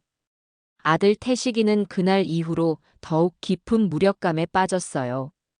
그는 죽은 아로하나를 차마 쓰레기통에 버리지 못했습니다. 자신의 성공과 실패를 함께했던 존재를 그렇게 허망하게 보낼 수는 없었던 것이죠. 그는 죽은 아로하나를 깨끗한 수건으로 감싸고 커다란 아이스박스에 넣어 베란다 구석에 두었습니다. 엄마, 주말에 아버지 산소에 가서 그 옆에 묻어주려고. 그때까지만 저기 둘게. 아들의 목소리는 물기를 머금은 듯 축축하고 무거웠습니다. 저는 아들의 상심이 얼마나 클지 알기에 그저 고개만 끄덕일 수밖에 없었죠. 베란다에 놓인 하얀 아이스박스는 우리 집에 자리 잡은 거대한 무덤처럼 느껴졌습니다. 그리고 약속했던 추어탕을 끓이겠다던 날이 밝았습니다. 효주는 아침부터 분주하게 움직였어요. 그런데 무언가 이상했습니다. 보통 추어탕을 끓이려면 시장에 가서 미꾸라지를 사오고 그것을 소금으로 해감하는 등 시끄럽고 부산스러운 과정이 있기 마련인데 효주는 시장에 다녀온 기색도 없이 조용히 주방에 틀어박혔습니다. 제가 궁금해서 주방 쪽으로 다가가자 구수한 된장 냄새나 들깨가루 냄새가 아닌 비릿하면서도 역한 냄새가 코를 찔렀습니다. 한 번도 맡아본 적 없는 아주 기분 나쁜 냄새였어요. 저는 인상을 찌푸리며 주방 문을 열려고 했습니다. 얘야, 무슨 냄새가 이렇게 나니? 뭘 하고 있는 게야? 그러자 효주가 황급히 문을 막아서며 과장되게 웃었습니다. 어머님, 들어오시면 안 돼요. 이건 저만의 비밀 레시피라 아무도 보면 안 된단 말이에요. 어머님을 위한 서프라이즈니까 거실에 편안히 앉아서 텔레비전 보고 계세요. 제가 완성되면 멋지게 차려드릴게요. 효주는 제 등을 떠밀어 거실 소파에 앉혔습니다. 그리고는 주방 문을 굳게 닫아버렸죠. 굳게 닫힌 문틈으로 여전히 그 역한 냄새가 새어나왔고 커다란 냄비 안에서 무언가 둔탁하게 끓어오르는 소리가 간간이 들려왔습니다. 저는 알 수 없는 불안감에 휩싸였어요. 대체 뭘 저렇게 비밀스럽게 끓이고 있는 걸까? 왜 저런 역한 냄새가 나는 걸까? 온갖 의문이 머릿속을 맴돌았지만 효주의 서프라이즈라는 말에 더 이상 캐물을 수도 없었습니다. 시간이 흐르고 주방에서 나던 역한 냄새는 점차 각종 향신료와 양념 냄새에 덮여 희미해졌습니다. 산초가루와 들깨가루, 된장과 고추장이 뒤섞인 겉으로 맡기에는 그럴듯한 추어탕 냄새가 나기 시작했죠. 하지만 제 코끝에는 여전히 그 기저에 깔린 불쾌한 비린내가 남아있는 것만 같았어요. 그날의 거실은 기묘한 평온함으로 가득 차 있었습니다. 창밖으로 들어오는 늦은 오후의 햇살은 바닥에 길게 늘어져 지난 며칠간 우리 집을 뒤덮었던 냉기와 어둠을 잠시나마 걷어내는 듯 했어요. 저는 그 햇살의 온기를 느끼며 식탁에 앉아 있었습니다. 제 앞에는 며느리 효주가 놓아준 커다란 뚝배기가 놓여 있었죠. 효주는 마치 큰 공을 세운 장수처럼 의기양양한 표정으로 부엌과 거실을 오가며 마지막 상차림에 분주했습니다. 어머님, 반찬은 많이 필요 없어요. 국물이 워낙 진해서 이거 하나만 있어도 밥 2공기는 뚝딱 하실걸요. 효주는 콧노래까지 흥얼거리며 제 옆에 잘 익은 깍두기 한 접시를 놓았습니다. 저는 그 모습이 아직도 어색하고 불편했지만 애써 마음을 다잡았어요. 이 지긋지긋한 불화와 갈등을 끝낼 수만 있다면 며느리의 저 어색한 친절을 기꺼이 받아들일 준비가 되어 있었어요. 뚝배기 안에서는 검고 걸쭉한 국물이 용암처럼 부글부글 끓어오르고 있었습니다. 진한 된장과 고추장, 그리고 알싸한 산초가루의 향이 강하게 피어올랐죠. 하지만 제 예민한 코는 그 강렬한 향신료의 장막 뒤에 숨겨진 희미하지만 분명한 이질감을 감지하고 있었습니다. 저는 속으로 생각했습니다. 시골식 추어탕은 원래 이렇게 특별한 향이 나는 것일지도 몰라. 내가 너무 예민한 게지. 그렇게 스스로를 안심시키며 저는 효주를 향해 힘겹게 미소를 지어 보였습니다. 바로 그때 며칠간 방 안에만 틀어박혀 있던 태식이가 무기력한 얼굴로 거실에 나왔습니다. 며칠 사이에 얼굴이 헬쑥해지고 턱에는 수염이 거뭇하게 자라 있었죠. 아들은 저와 효주 그리고 식탁 위에 뚝배기를 한번 쓱 훑어보고는 아무 말 없이 베란다로 향했습니다. 이제는 마음을 추스르고 자신의 분신을 땅에 묻어줄 결심을 한 모양이었어요. 효주는 의자에 앉으며 제게 흡족한 표정으로 말했습니다. 저는 베란다로 향하는 아들의 축 처진 어깨를 안쓰럽게 바라보면서도 효주의 말에 귀를 기울였습니다. 어머님, 제가 어머님 생각해서 어젯밤부터 한숨도 안 자고 불 앞에서 지켰어요. 뼈까지 아주 푹 고와서 살이 다 녹아내렸거든요. 그래서 씹을 것도 없이 목으로 술술 넘어갈 거예요. 국물 한 방울도 남기시면 안 돼요. 이게 다 어머님 살 되고 피 되는 영양 덩어리예요. 뼈까지 푹 고왔다는 그 말이 그 순간에는 저를 위하는 지극한 정성으로 들렸습니다. 저는 지난날 며느리가 제게 저질렀던 온갖 만행들을 이 국물 한 그릇에 모두 녹여 흘려보내기로 결심했어요. 베란다 구석. 아들은 하얀 아이스박스 앞에 쭈그리고 앉아 잠금 장치를 풀었습니다. 딸깍하는 소리가 거실까지 들려왔죠.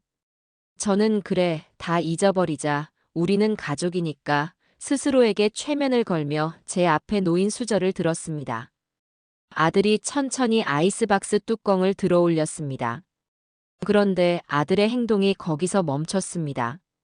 한참 동안이나 텅 빈 아이스박스 안을 들여다볼 뿐 아무런 움직임이 없었어요. 묵직한 노수저를 든 제 손에 차가운 감각이 전해져 왔습니다. 저는 끓어오르는 뚝배기 속으로 천천히 수저를 가져갔습니다. 아들은 천천히 자리에서 일어났습니다. 그리고는 텅 빈 아이스박스와 활짝 열린 주방 문 쪽을 번갈아 쳐다보았어요. 아들의 얼굴이 점차 하얗게 질려가기 시작했습니다. 혼란스러워하던 그의 눈동자에 이내 믿을 수 없다는 경악과 공포가 어리기 시작했죠. 설마 아니야, 아닐 거야. 저는 걸쭉한 국물이 숟가락 안으로 스며드는 것을 느끼며 평생의 고난과 서름이 이 한 그릇으로 모두 씻겨 내려가기를 간절히 기도했습니다. 저는 국물을 가득 담은 숟가락을 들어 올렸습니다. 바로 그 순간 아들은 주방 문 앞 바닥에 떨어진 무언가를 발견하고는 허리를 숙였습니다. 아들이 집어든 것은 제 손톱보다도 훨씬 큰 은빛으로 빛나는 비늘 조각이었습니다. 미꾸라지에게서는 절대 나올 수 없는 아주 크고 단단한 비늘이었죠. 모든 퍼즐 조각이 맞춰졌습니다. 아들의 입에서 터져나온 것은 의미를 알 수 없는 절망의 소리였습니다. 제 숟가락이 입술에 닿기까지의 그 짧은 시간이 영원처럼 느껴졌습니다. 김이 모락모락 피어오르는 숟가락을 입으로 가져가 그 첫 맛을 보려던 바로 그 찰나였습니다. 쾅! 아들이 비명을 지르며 거실을 향해 미친 듯이 달려왔습니다. 안 돼! 그 처절한 외침이 제 고막을 찢었습니다. 이성을 잃은 맹수처럼 식탁을 향해 온몸을 내던진 아들 때문에 쿵 하는 굉음과 함께 육중한 원목 식탁이 옆으로 쓰러졌습니다. 제 앞에 놓여있던 뚝배기는 포물선을 그리며 공중으로 날아올랐고 이내 타일 바닥에 부딪혀 요란한 소리를 내며 산산조각이 났습니다. 엄마, 절대 먹지 마세요. 제발. 뜨거운 국물이 사방으로 튀었습니다. 제 무릎과 옷자락은 순식간에 검은 국물로 흥건하게 젖어들었고 뜨거운 열기가 살갗을 파고들었지만 아픔을 느낄 겨를도 없었어요. 바닥에 쏟아진 검은 국물은 마치 살아있는 생물처럼 퍼져나가며 그 안에 숨겨져 있던 역한 비린내를 사방에 토해냈습니다. 저는 너무도 놀라 심장이 멎는 것 같았어요. 손에 들고 있던 숟가락을 놓쳤지만 숟가락이 바닥에 떨어지는 소리조차 듣지 못했습니다. 눈앞에서 벌어진 광경이 도무지 현실로 믿기지 않았기 때문입니다. 아들은 짐승처럼 거친 숨을 몰아쉬며 넘어진 식탁 너머에서 저를 보호하려는 듯 팔을 벌리고 서 있었습니다. 제 옆에 앉아있던 효주 역시 경악한 얼굴로 자리에서 벌떡 일어났어요. 자신의 걸작이 한순간에 바닥에 오물로 변해버린 것에 대한 분노가 그 얼굴에 가득했습니다. 태식 씨, 지금 이게 무슨 짓이야? 당신 정말 미쳤어? 내가 어머님 드리려고 밤새도록 얼마나 고생해서 끓인 건데 이걸 이렇게 만들어. 효주가 날카로운 목소리로 아들에게 악을 썼습니다. 하지만 아들은 분노에 찬 효주를 돌아보지도 않았어요. 그의 눈은 오직 저만을 향해 있었습니다. 아들의 텅 빈 눈동자에서는 굵은 눈물 방울이 쉴 새 없이 흘러내리고 있었어요. 그것은 단순한 슬픔의 눈물이 아니었습니다. 모든 것이 무너져 내린 사람의 깊은 절망, 돌이킬 수 없는 일이 벌어졌다는 끔찍한 공포, 그리고 저를 향한 처절한 죄책감이 뒤섞인 제가 평생 본 적 없는 사죄의 눈물이었습니다. 태식아, 이게 무슨 일이냐? 왜 이러는 거야, 응? 제 목소리는 공포로 양껏 위축되어 가늘게 새어나왔습니다. 저는 영문을 모른 채 울부짖는 아들과 악을 쓰는 며느리 사이에서 어쩔 줄 몰라 했습니다. 아들은 부들부들 떨리는 손으로 효주를 가리켰습니다. 그 손가락 끝은 너무도 심하게 떨려 금방이라도 부러져 버릴 것만 같았어요. 그리고 이내 제 남은 생을 송두리째 뒤바꿔 놓을 세상에서 가장 끔찍한 진실을 한 글자 한 글자 제 심장에 못 박듯 토해내기 시작했습니다. 엄마 제발 들어봐요. 저거 우리가 알던 그런 추어탕이 아니에요. 아들의 목소리는 완전히 갈라지고 찢어져 단어 하나하나를 발음하는 것조차 고통스러워 보였습니다. 그는 숨을 한번 크게 몰아쉬고는 이 세상의 모든 절망을 담아 외쳤습니다. 저 여자가, 저 악마 같은 여자가 내가 아버지 산소 옆에 묻어주려고 했던 내 마지막 자존심이었던 내 아로하나, 내 죽은 아로하나를 그걸 끓인 거란 말이에요. 그 말을 듣는 순간 제 머릿속에 세상이 산산조각 났습니다. 시간이 멈추고 공간이 뒤틀리고 모든 소리가 한순간에 사라졌어요.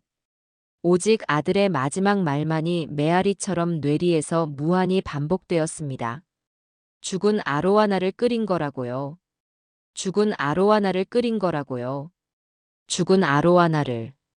아무런 생각도 할 수 없었습니다. 그저 그 문장의 의미를 파악하려는 제 뇌의 움직임만이 느껴졌어요. 그리고 잠시 후 흩어져 있던 모든 조각들이 하나의 끔찍하고 선명한 그림으로 맞춰졌습니다.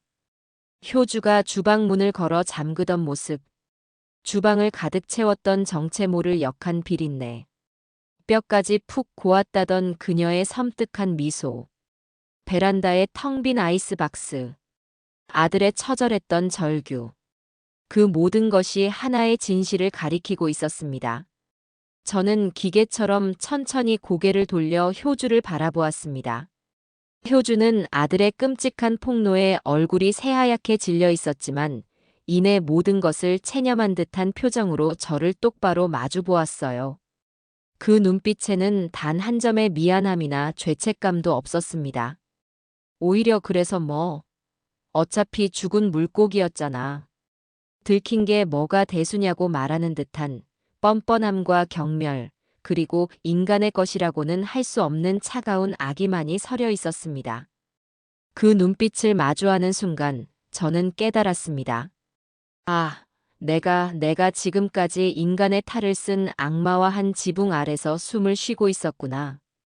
그리고 하마터면 나는 저 악마가 내 아들이 제 목숨처럼 아끼던 존재를 끓여 만든 음식을 그 정성이라 믿으며 삼킬 뻔했구나. 그 깨달음과 동시에 제 몸의 모든 기능이 정지하는 것 같았습니다. 목구멍 깊은 곳에서부터 뜨겁고 역한 무언가가 치밀어 올랐지만 비명조차 지를 수 없었어요. 숨이 턱 막혀왔습니다. 온몸의 피가 차갑게 식어버리고 손끝부터 시작된 마비가 온몸으로 퍼져나갔습니다. 다리가 후들거리며 더 이상 제 몸을 지탱할 힘이 남아있지 않았어요.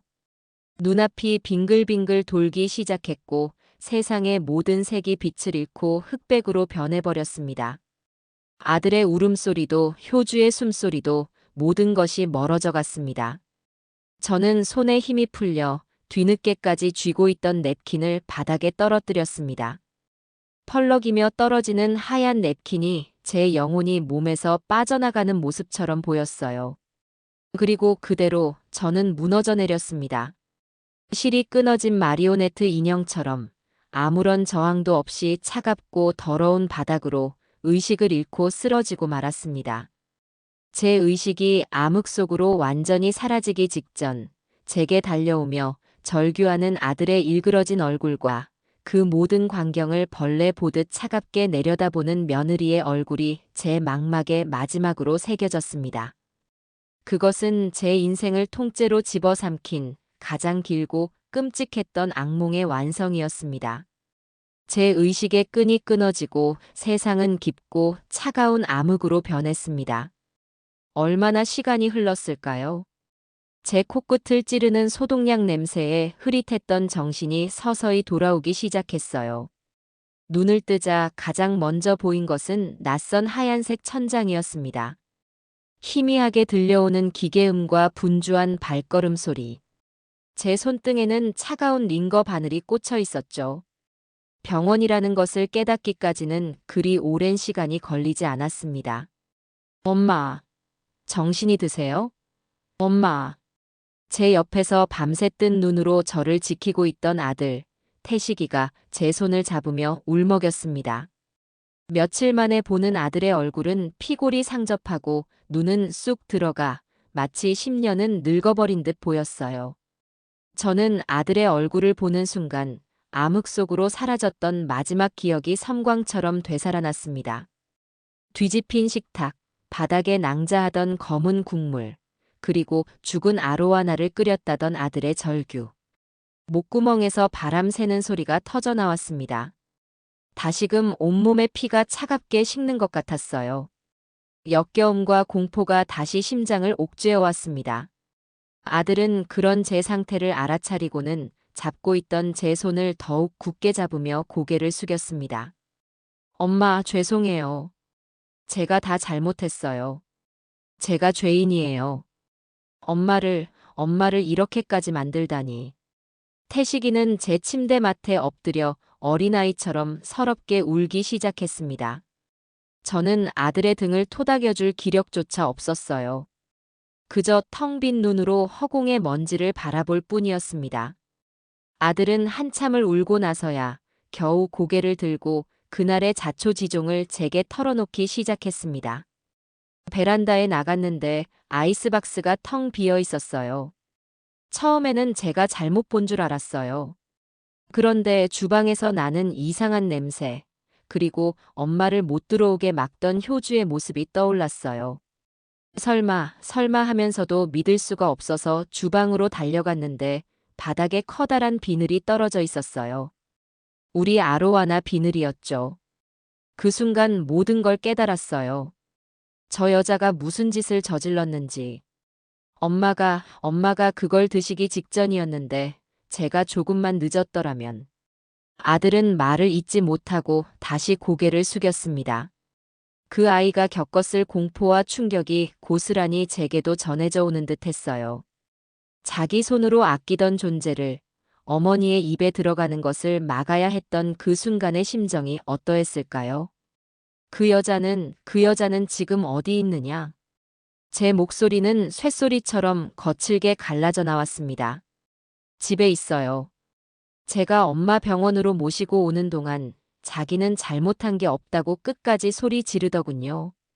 자기는 좋은 마음으로 보양식을 끓여준 것뿐이라고.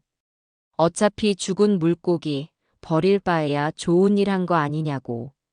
아들의 말을 듣는 순간 제 머릿속에서 무언가 단단히 끊어지는 소리가 났습니다. 슬픔과 공포를 넘어선 차가운 분노가 제 온몸을 지배하기 시작했어요. 저는 링거 바늘을 제 손으로 뽑아내고는 침대에서 몸을 일으켰습니다. 엄마, 안 돼요. 아직 안정을 취하셔야. 집에 가야겠다. 내 손으로, 내 눈으로 그 악마 같은 년을 내쫓아야겠어. 더 이상은 단 하루도, 단 한 시간도 그년과 같은 하늘 아래서 숨 쉬고 싶지 않다. 제 단호한 의지를 꺾을 수 없다는 것을 깨달은 아들은 결국 제 퇴원 수속을 밟았습니다. 병원을 나서는 제 걸음은 천근만근 무거웠지만 정신만은 칼날처럼 날카로웠어요. 택시를 타고 집으로 돌아오는 내내 저는 창밖을 보며 무슨 말을 먼저 해야 할지, 어떻게 저 악마를 제 인생에서 영원히 도려낼 수 있을지 수없이 되뇌었습니다. 집에 도착하자 현관문은 굳게 닫혀 있었습니다. 아들이 비밀번호를 누르고 문을 열자 거실 소파에 태연하게 앉아 텔레비전을 보고 있는 효주의 모습이 눈에 들어왔어요. 우리가 들어오든 말든 그녀는 눈길 한 번 주지 않았습니다. 마치 아무 일도 없었다는 듯이 어제와 똑같은 모습으로요. 제가 거실로 들어서자 효주는 그제야 귀찮다는 듯이 고개를 돌렸습니다. 그리고는 저를 위아래로 훑어보며 비아냥거렸죠. 어머, 퇴원하셨어요? 꼴랑 그거 먹을 뻔했다고 병원까지 실려가세요? 아주 유난스럽기는.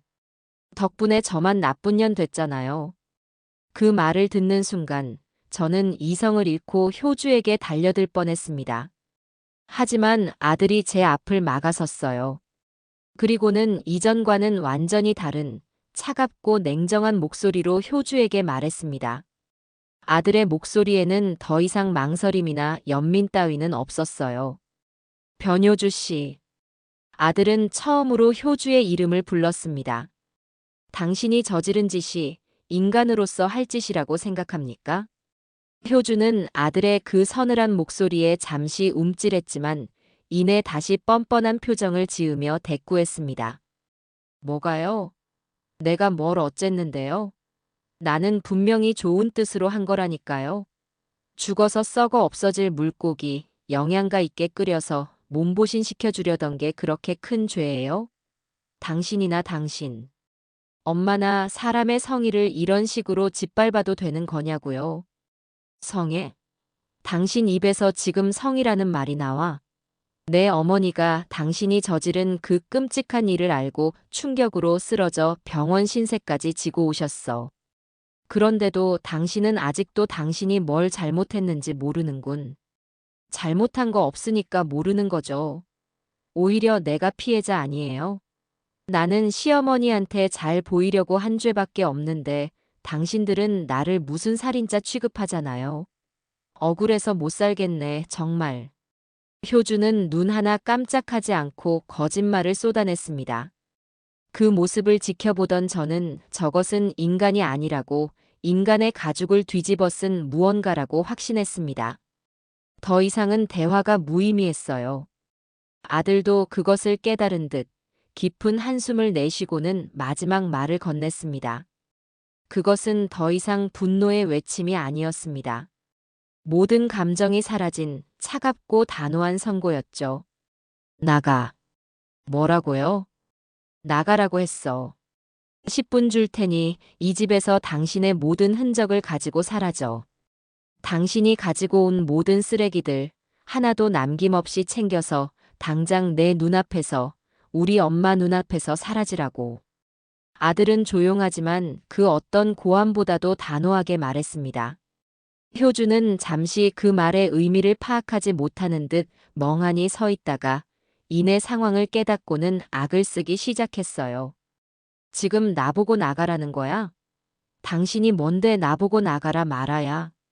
여기가 당신 집이야? 그리고 우리가 이혼이라도 했어. 나는 법적으로 당신 아내고 이 집에 살 권리가 있는 사람이야. 권리? 당신은 어제부로 그 모든 권리를 스스로 내던졌어. 이혼? 당연히 할 거야. 당신 같은 인간과 단 하루도 더 부부라는 이름으로 엮이고 싶지 않으니까. 위자료나 재산 분할 같은 건 꿈도 꾸지 마. 당신이 저지른 짓에 대한 손해배상 청구를 하지 않는 것만으로도 감사하게 생각해. 아들은 변호사와 이미 통화를 마친 듯 막힘없이 말을 이었습니다. 효주는 아들의 그 단호한 태도에 기가 질린 듯 잠시 말을 잇지 못하다가 이내 제게로 화살을 돌렸습니다. 어머님, 어머님이 뭐라고 말 좀 해보세요. 저희가 이대로 이혼하면 어머님 아들은 평생 이혼남 딱지 붙이고 사는 거예요. 그래도 괜찮으시겠어요? 저는 그런 효주를 조용히 바라보며 제 인생에서 가장 차가운 목소리로 대답했습니다. 내 아들이 이혼남 딱지를 붙이고 살지언정 악마와 한 이불을 덮고 살게 할 수는 없다. 그러니 어서 내 집에서 나가거라. 제 마지막 말에 효주의 얼굴이 하얗게 질렸습니다. 더 이상 기댈 곳도 핑계를 댈 곳도 없다는 것을 깨달은 것이죠. 그녀는 분에 못 이겨 온몸을 떨며 저와 아들을 번갈아 노려보더니 결국 자신의 방으로 들어가 짐을 싸기 시작했습니다. 집안에는 그녀가 물건을 집어던지고 욕설을 내뱉는 소리만이 가득했습니다. 10분 뒤 효주는 자기가 처음 이 집에 들어올 때 가지고 왔던 가방 몇 개를 들고 현관 앞에 섰습니다. 그리고는 마지막까지 악에 바친 목소리로 저주를 퍼부었어요. 두고 봐. 당신들 오늘 이렇게 나를 내쫓은 거 평생 후회하게 만들어줄 테니까 꼭 지옥에나 떨어져 버려. 그 말을 끝으로 효주는 문을 부서져라 닫고 집을 나갔습니다. 쾅 하는 소리와 함께 우리 집을 짓누르던 지긋지긋한 악몽도 함께 끝이 났습니다. 저는 그 자리에 주저앉아 버렸어요. 아들은 그런 제 어깨를 말없이 감싸 안았습니다. 집안에는 마침내 고요함이 찾아왔습니다. 길고 길었던 전쟁이 그렇게 끝이 났습니다. 악몽 같았던 효주가 집을 나간 뒤 며칠간은 마치 현실이 아닌 것처럼 멍한 상태로 시간을 보냈습니다. 집안 곳곳에는 여전히 그 여자가 남기고 간 악취와 흔적들이 배어 있었고 저는 그것들을 마주할 때마다 그날의 끔찍했던 기억이 되살아나 몸서리를 쳐야 했어요.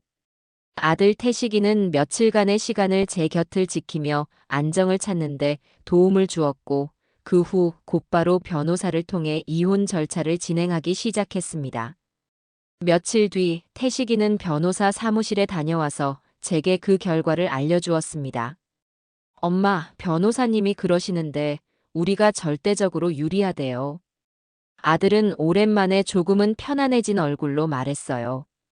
변호사는 아로하나 탕 사건의 전말을 듣고는 경악을 금치 못하며 이런 경우는 이혼 소송 역사상 거의 전례가 없는 일이라고 혀를 내둘렀다고 합니다.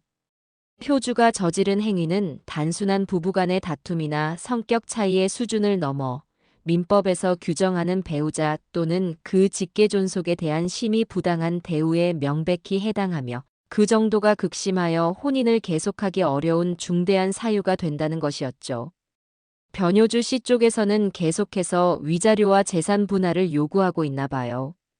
자기가 결혼 생활 동안 정신적 고통을 겪었다면서요.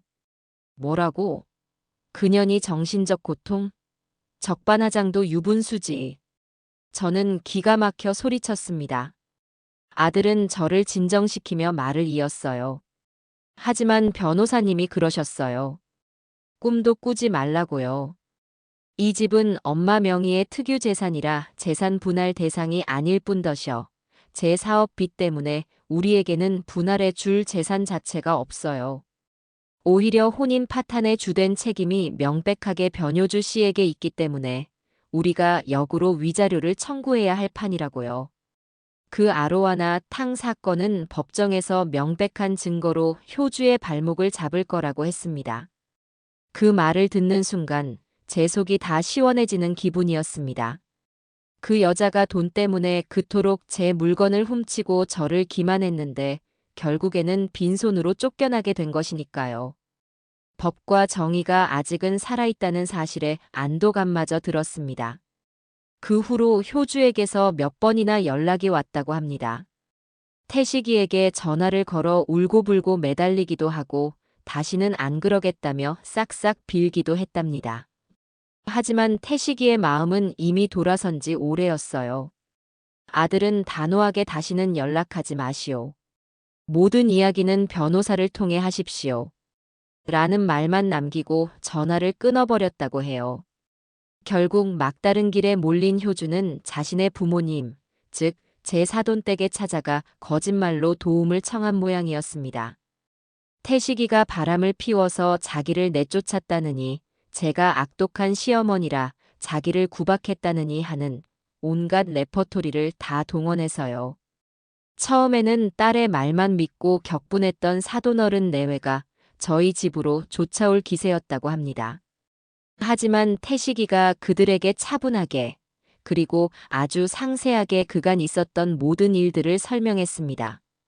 제가 아끼던 옷을 망가뜨린 일, 제 연금을 훔쳐 자기 사치품을 산 일, 남편의 유품을 몰래 팔아치운 일, 그리고 마침내 죽은 아로하나를 끓여 제게 먹이려 했던 그 끔찍한 사건까지 전부요. 모든 진실을 알게 된 사돈댁의 반응은 충격 그 자체였다고 합니다. 아들이 녹음해둔 통화 내용을 들려주었는데 바깥 사돈은 한참 동안이나 말을 잇지 못하다가 떨리는 목소리로 겨우 입을 열었다고 해요. 자네 말이 전부 사실인가? 우리 딸이, 우리 효주가 정말 그런 짓을 했단 말인가? 네, 장인어른. 어머님은 그 충격으로 병원에 실려가기까지 하셨습니다. 그런데도 변효주 씨는 지금까지 단 한 번의 진심 어린 사과도 하지 않았습니다. 그 말을 끝으로 전화기 저편에서는 사돈 마님의 처절한 통곡 소리가 들려왔다고 합니다. 그리고 잠시 후 사돈은 깊은 한숨과 함께 결심한 듯 말했습니다. 알겠네. 이서방. 그동안 마음고생이 정말 심했겠구먼.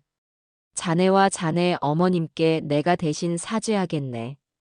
그런 끔찍한 짓을 저지른 아이는 더 이상 우리 딸이 아닐세. 우리는 자네 이혼 결정에 전적으로 동의하네. 그러니 다시는 우리 효주를 받아주지 말게. 그 아이도 자신이 저지른 죗값을 혹독하게 치러야지. 그렇게 효주는 마지막 보루였던 자신의 친정에서조차 완벽하게 버림받고 말았습니다. 며칠 뒤 소문에 의하면 효주가 집으로 돌아가자 그녀의 아버지가 네가 사람이냐? 당장 내 집에서 나가. 우리는 너 같은 딸 둔 적 없다. 며 불호령을 내리고 그녀를 집에서 내쫓았다고 해요. 오갈 데가 없어진 효주는 그 후로 어떻게 지내는지 알 수 없었습니다. 그저 주변 지인들 사이에서 시어머니에게 죽은 관상어를 끓여 먹인 악독한 며느리라는 꼬리표가 붙어 완벽하게 고립되었다는 소식만 간간히 들려올 뿐이었죠. 모든 법적 절차가 마무리되고 우리는 마침내 그 여자의 그림자에서 완전히 벗어날 수 있었습니다. 홀가분했지만 한편으로는 마음 한구석이 허전하고 씁쓸했어요. 그 모든 과정은 제게도 아들에게도 깊은 상처를 남겼습니다. 어느 날 저녁 태식이가 밖에서 일을 구하고 쭈뼛거리며 제게 첫 월급이라며 봉투 하나를 내밀었습니다.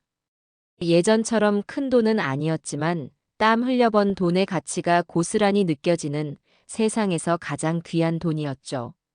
엄마, 큰 회사는 아니고 작은 물류센터에서 상하차 일 시작했어. 아직은 힘들지만 그래도 마음은 편해. 이걸로 엄마 맛있는 거 사드리고 싶어서. 아들은 쑥스러운 듯 말했습니다. 저는 그 돈 봉투를 받아들고 눈물을 글썽였어요. 망한 사업가도 무기력한 남편도 아닌 제 아들 이태식으로 다시 돌아온 것이 너무나도 대견하고 고마웠습니다. 잘했다, 아들. 정말 잘했어. 우리 이걸로 맛있는 거 사 먹지 말고 우리 집을 위해 쓰자. 우리는 그 돈으로 효주가 쓰던 낡고 지저분한 소파를 버리고 작고 아담한 새 소파를 들여놓았습니다.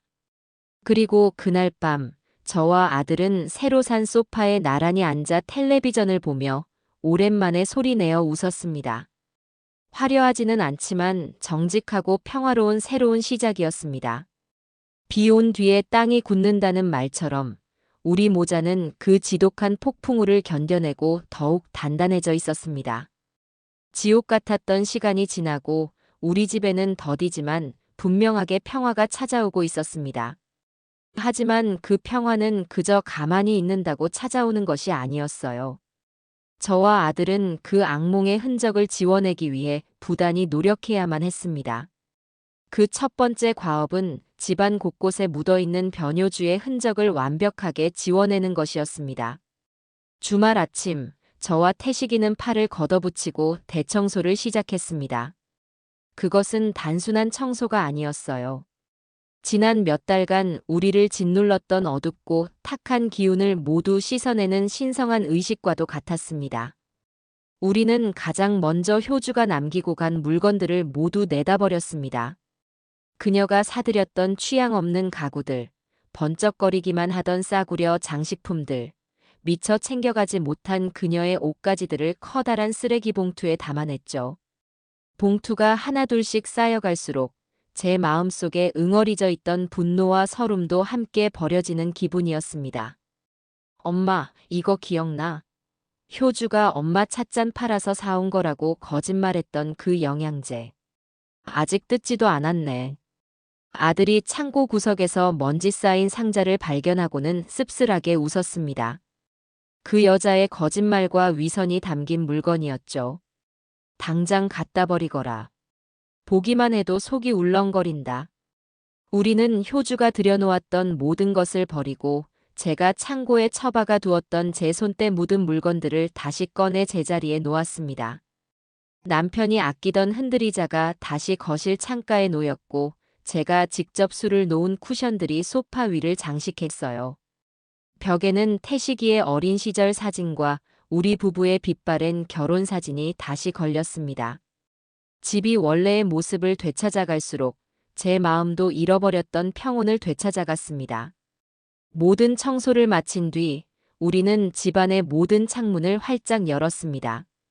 시원한 가을바람이 집 안으로 들어와 묵은 먼지와 함께 마지막 남은 악몽의 잔재까지도 모두 쓸어가는 듯했어요.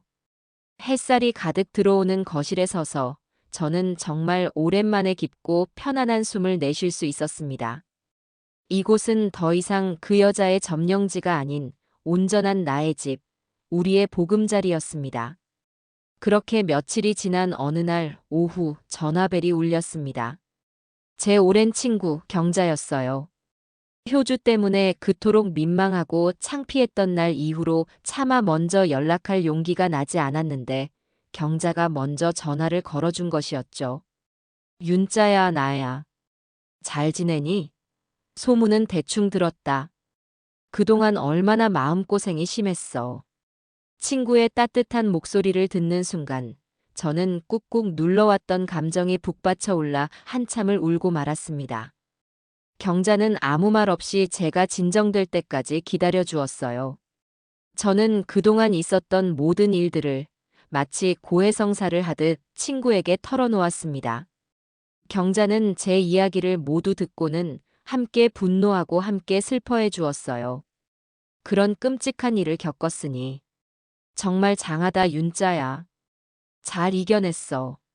그 주말 경자가 과일 바구니를 사들고 저희 집에 다시 찾아왔습니다. 예전과는 달리 집안에는 평화로운 공기가 흘렀고 효주의 방해 없이 우리는 편안하게 차를 마시며 이야기를 나눌 수 있었어요. 저는 제가 아끼던 다른 찻잔 세트를 꺼내 정성껏 차를 우려냈습니다. 어머, 태식이 얼굴이 아주 좋아졌네. 역시 사람은 마음이 편해야 해. 일을 마치고 돌아온 아들을 보며 경자가 환하게 웃었습니다. 아들도 예의 바르게 친구에게 인사를 하고는 셋이서 도란도란 저녁을 함께 먹었어요. 그날의 식사는 제 인생에서 가장 따뜻하고 즐거웠던 저녁 식사 중 하나로 기억됩니다. 효주로 인해 끊어졌던 세상과의 연결고리가 그렇게 다시 이어지고 있었습니다. 저는 더 이상 고립된 섬이 아니었어요. 시간이 흘러 계절이 바뀌고 첫눈이 내리던 어느 일요일이었습니다. 아들이 제게 외출 준비를 하라며 말했어요. 엄마, 우리 맛있는 거 먹으러 가요. 진짜 맛있는 걸로요. 아들이 저를 데리고 간 곳은 시내에서도 유명한 오래된 추어탕 전문점이었습니다. 식당 안은 뜨거운 열기와 구수한 냄새, 그리고 활기찬 사람들로 가득했어요. 저는 추어탕이라는 말에 잠시 망설였지만 이내 아들의 마음을 알아차리고는 조용히 자리에 앉았습니다. 잊기 위해서는 다른 좋은 기억으로 덮었어야만 하니까요. 곧 저희 앞에 뚝배기 2그릇이 놓였습니다. 보글보글 끓어오르는 진짜 추어탕이었어요. 제가 알던 그리고 좋아하던 바로 그 모습이었습니다. 저는 조심스럽게 숟가락을 들어 국물을 한술 떴습니다. 진하고 구수한 국물이 목을 타고 넘어가는 순간 제 온몸에 따뜻한 온기가 퍼져나갔습니다. 그것은 단순한 음식의 맛이 아니었어요. 지독했던 트라우마를 씻어내고 상처를 치유하는 따뜻한 위로의 맛이었습니다. 맛있다, 아들. 정말 맛있다. 제 말에 아들은 아무 말 없이 그저 웃기만 했습니다. 우리는 그날 말없이 추어탕 한 그릇을 깨끗하게 비워냈습니다. 집으로 돌아온 밤, 저는 새로 산 소파에 앉아 조용히 창밖을 바라보았습니다. 어둠이 내린 창밖으로 하얀 눈이 펑펑 내리고 있었어요. 지독하게 길고 아팠던 악몽이 지나가고 마침내 평온한 아침이 찾아왔습니다. 제 옆에는 그 어떤 시련 속에서도 제 손을 놓지 않았던 든든한 아들이 있고, 제게는 그 아이와 함께 살아갈 소박하지만 행복한 내일이 있었습니다. 상처가 완전히 아문 것은 아닐 겁니다. 아마 평생 옅은 흉터로 남아 저를 괴롭힐지도 모르죠. 하지만 이제는 더 이상 두렵지 않았습니다. 저는 그 어떤 폭풍우가 몰아쳐도 부서지지 않을 단단한 마음을 갖게 되었으니까요. 하얀 눈이 온 세상을 깨끗하게 덮어주듯 제 마음에도 새로운 희망이 소복하게 쌓여가고 있었어요. 그것으로 충분했어요. 더할 나위 없이 충분하고도 남는 평화였습니다.